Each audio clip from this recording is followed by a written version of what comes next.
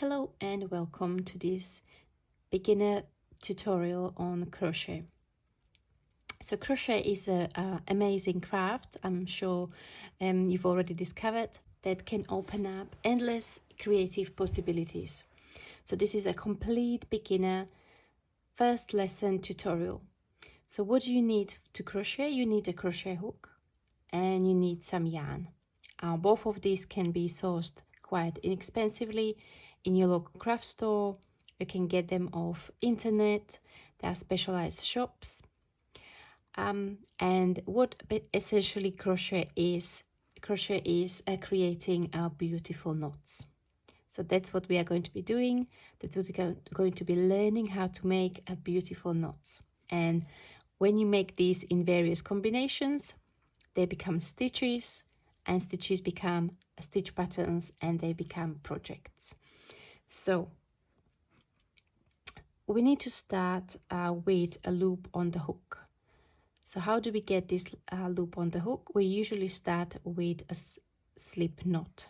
So this is a starting knot. The way I like to do it is I just wrap the yarn. I'm holding the short end in my hands, like so, around my fingers. I wrap the yarn around my fingers, and then I push the long end through to middle, and I've got a slip knot.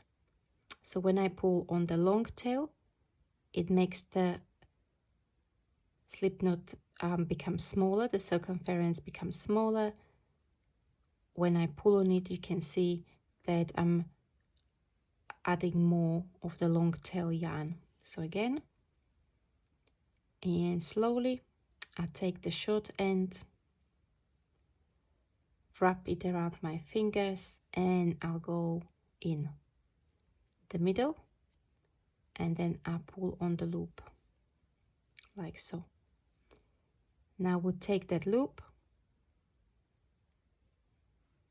and we insert the hook into the loop and tighten. You don't want to tighten it too much because you will need to be going through that loop, so there needs to be a little bit of space. As you can see, I'm leaving a little bit of space between the knot and the hook, and then I'm going to wrap the long tail around my fingers. There are various methods how to do that, so I'd recommend that you try a few and you see which one works for you. So when I started crochet, I used to wrap around my little finger and then go around my index finger from inside. If you hold the yarn this way, it helps you to tension the yarn. However, once you get into the zone, it becomes a little bit cumbersome. So what I do nowadays, I just kind of hold the yarn like so between my fingers. I'm not really wrapping anywhere, and as I'm holding the pinky and the ring finger together, that's how I tension my yarn. Okay, now how to hold a hook. The basic ways how to hold a hook, what I've observed and what more crocheters use, is either to hold it as a pencil like so, or like a knife, as if I was going to cut something with it. Okay, so what I prefer is, personally, it's my just personal preference, I prefer to hold it as a knife.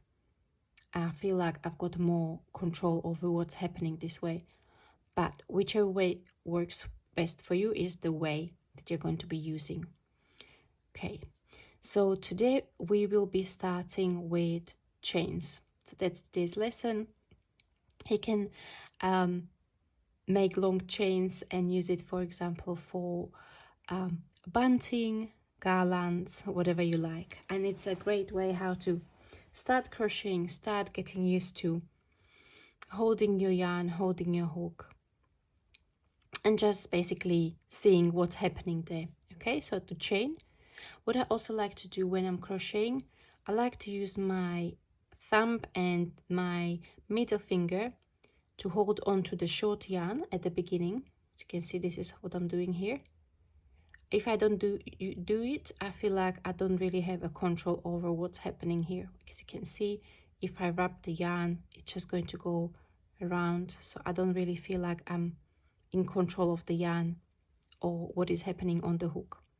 So that's why I like to use the middle finger and thumb to hold onto the short end of the yarn, and once I start crocheting stitches, that's how I hold my fabric.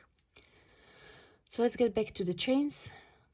To chain, you yarn over the hook and you kind of hook the yarn under that part of the hook and pull through the loop on the hook like so. Okay, once more, very slowly. So you wrap the yarn around the hook.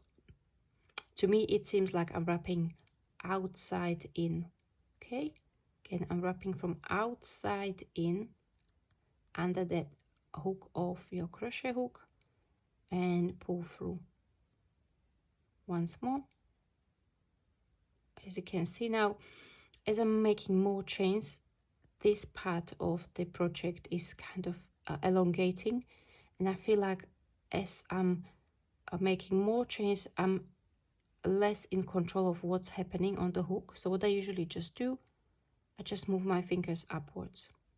I like to use the thumb and the middle finger to hold the fabric, hold the chains quite close to the hook to be able to control. So what is your index finger doing? Your index finger is controlling how big the loop is on the hook, okay? And these two fingers are just keeping the project in place. So if I don't hold it, just kind of like goes around the hook. I don't really have control over it, so I'm not really making any progress there. Okay, so again, wrap the yarn around the hook, pull through, wrap the yarn around the hook, pull through. When you are creating chains, you don't want them to be too big or too small. If they are too big, they're going to flare out the bottom of your project. If they are too small, that's going to it's going to pull in the bottom edge. So you want to just you want to find that sweet spot between too tight and too loose. Also, if they are too tight, it's kind of hard to work into them because the top loops of the chains, which are here, along here, that's where you're going to be placing usually the stitches of the following row or round if you are working in row or in round. Okay, so again, we hold the yarn, we hold the hook, helping ourselves to steady the project with our middle finger and thumb. Yarn over, pull through, yarn over, pull through, and as you are adding, if you are not holding the yarn too tight, the yarn is slowly moving, so it's kind of becoming available as you crochet, like so. Now there are some other ways how to hold the yarn. I know some crocheters prefer to kind of wrap lots of yarn on their index finger. As they crochet, they kind of just release it. I just find that it doesn't give me as much control over the yarn, and it kind of chops the flow of the crochet. So that's how I prefer to do it. So I would suggest to you, go ahead, work on some chains. You can always pull them back once you are happy, once your chains are nice and even, and when you are ready to move to the next stage. In the next video, I'm going to show you how to work the single crochet. This is a basic stitch which creates a nice dense fabric. It's great for homeware projects, and it forms the basis of working amigurumi, which are the cute little animals or different objects and shapes and dolls and all of those that you can create basically just using single crochet stitch.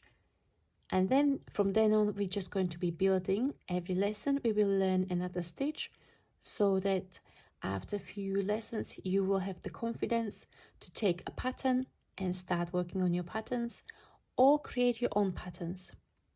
So I'm looking forward to see you in the next lesson. Until then, happy trading. Bye bye.